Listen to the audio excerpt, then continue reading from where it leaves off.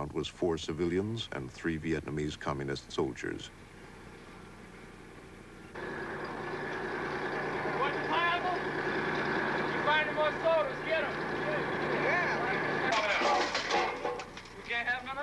Hey man, I need some batteries for this phone. Well, you very good. My soldiers haven't been looting. They have strict instructions not to. We, of course, destroy or evacuate any war material, anything that's obviously identifiable as war material, or associated with the NVA. As far as civilian property is concerned, our instructions to them and what we've been doing is just leaving it in place, hoping the civilians will come back in and recover it. A U.S. spokesman said that the tons of captured enemy equipment had reduced the pressure on American troops in Vietnam. We did destroy a good number of supplies. And so I think, in that very narrow sense, that the operation was probably a success. But of course, one must weigh that versus what happened later in Cambodia and what the impact was politically at home. And it turns out to be a rather small part of the equation, sort of technical.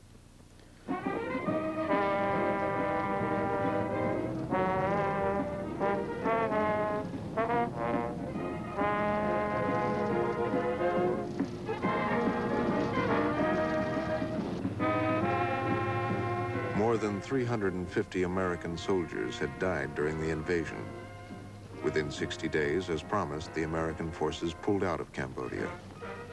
Nixon called the operation the most successful of the war.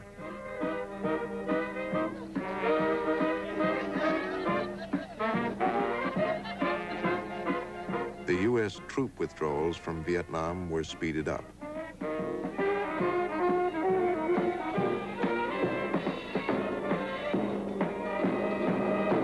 Whether Nixon and his associates, like myself, were right in ordering the incursions into Cambodia can be discussed forever. But once they had taken place, the only way out was to prevent the Khmer Rouge from taking over the country.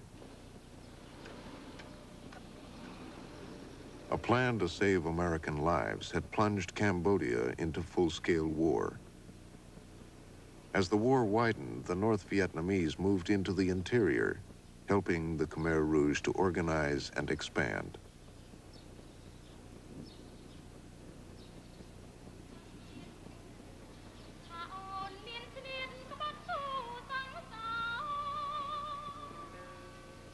Cambodia was now a battlefield.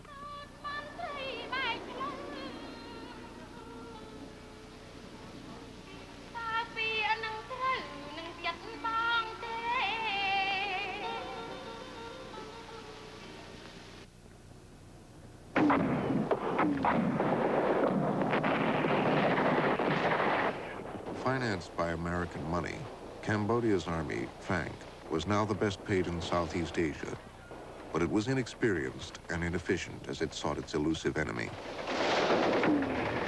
My view was that the Cambodians were certainly an amateurish army without much capability, a tremendous amount of enthusiasm. Okay, you stop right there. Some Cambodians had been fighting and training with the American Special Forces in Vietnam. You roll over, you know? You roll over. Okay, number one. The people go forward and fire. Bang! Bang! Bang! Bang! In that manner. Okay? They became the elite force in Lon Nol's army. We will yell at the top of our lungs. We will move. Ah! It's a fear. It makes a man scared, you know? Fear. In October 1970, Lon Nol ended the centuries-old Cambodian monarchy and created the Khmer Republic.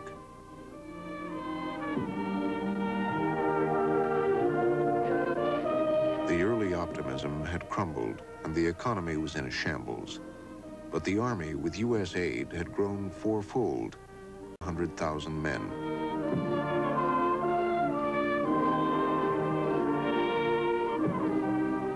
Lon Nol was still opposed by Prince Sihanouk, still in China. We can only fight and fight till, you know, the Americans accept to withdraw from our country. And I am optimistic so far as the defeat of the Americans is concerned. It will be inevitable.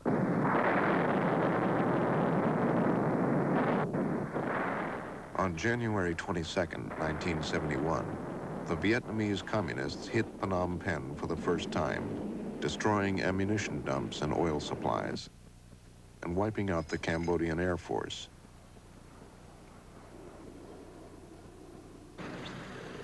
Within days, help arrived.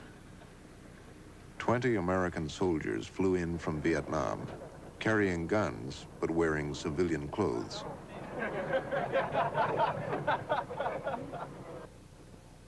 They formed what they called the Military Equipment Delivery Team, MEDTC. By the time they got themselves organized, they replaced my little group of myself and 4 people with a general and about 113 people. And in effect, they took over most of the military activities for the FANC headquarters, which was what I hoped to preclude. The Yankees running all over the place and making all decisions and providing all guidance. Only American air power and funds kept Lon Nol's army from defeat. No Americans were dying in Cambodia as they still were in Vietnam. For the moment, Congress went along with Nixon's war. Now let's look at Cambodia. We've made a conscious decision not to send American troops in.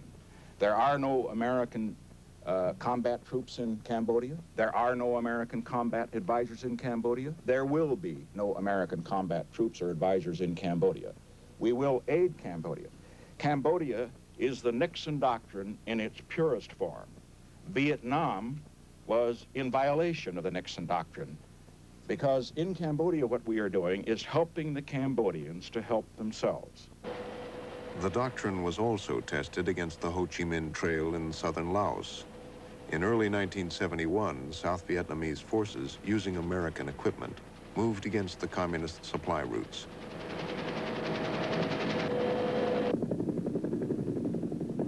The Laotian government was not informed in advance. The Prime Minister said to me, "I don't know anything about this either. I only just learned about the operation from the American ambassador." I answered, "This is quite serious." He replied, "Yes, quite serious. Military operations are being conducted in our country. It is very serious. But what can we do? They have taken the decision. All we can do is lodge a protest. That is all."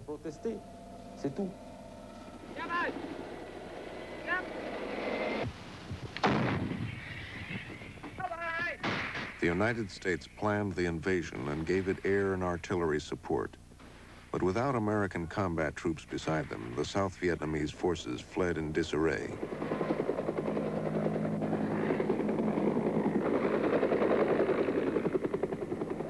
They took 3,000 casualties in the first week alone.